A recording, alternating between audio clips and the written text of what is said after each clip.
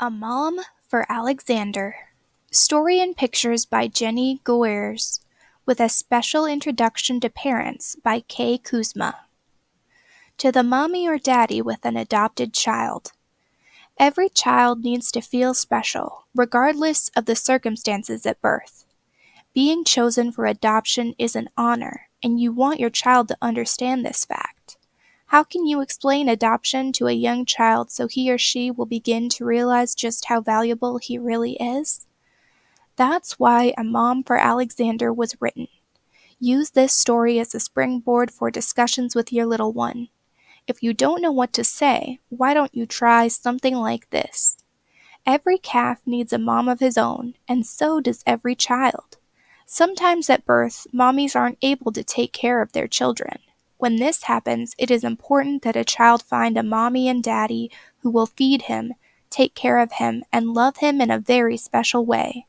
Taking care of a child is what makes mommies and daddies real. Real mommies aren't always birth mommies. If they don't have a baby of their own, they can adopt a child, just like Esmeralda adopted Alexander. Children who are adopted are special. They have two mommies, the mommy who gave birth to them and the adopted mommy who chose the baby for her very own.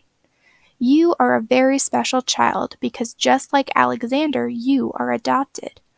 I chose you for my very own child, and I love you very, very much.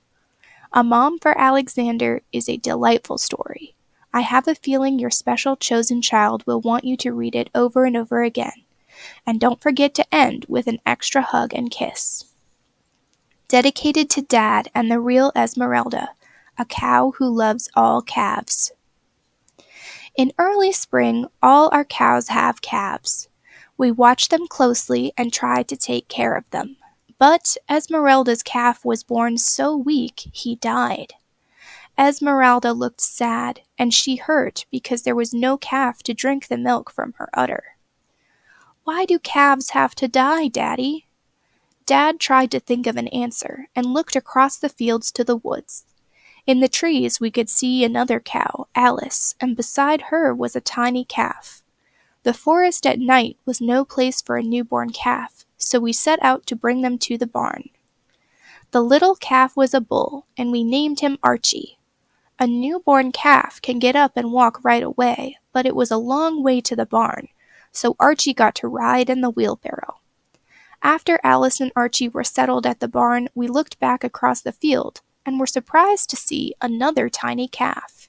It wobbled back into the underbrush. We jumped through the fence and ran across the pasture. Alice must have had twins.